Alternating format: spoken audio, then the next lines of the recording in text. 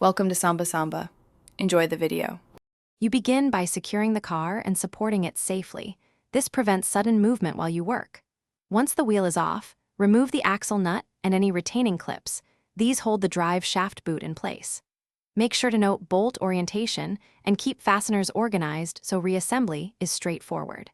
Use a pry tool to separate the CV joint from the hub if needed.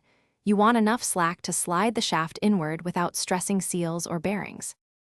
Once you can access the shaft, slide the old rubber boot off and clean the joint thoroughly so contaminants won't abrade the new rubber. Inspect the cage, bearings, and race for pitting. Replace any damaged parts rather than risking premature failure. Then grease the joint with the manufacturer-specified CV grease. This lubricates moving surfaces for long life. Slide the new boot into place, position it without twisting, and crimp or torque the clamps to the specified tension to seal out dirt and water.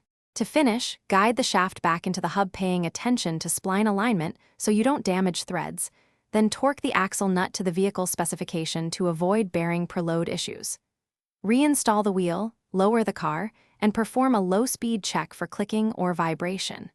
If you hear noise or see grease escape, recheck clamp seating and boot position. A loose clamp lets contaminants in, so tighten or replace clamps and re-grease the joint if necessary before driving normally. Thanks for watching. Consider subscribing if we helped you.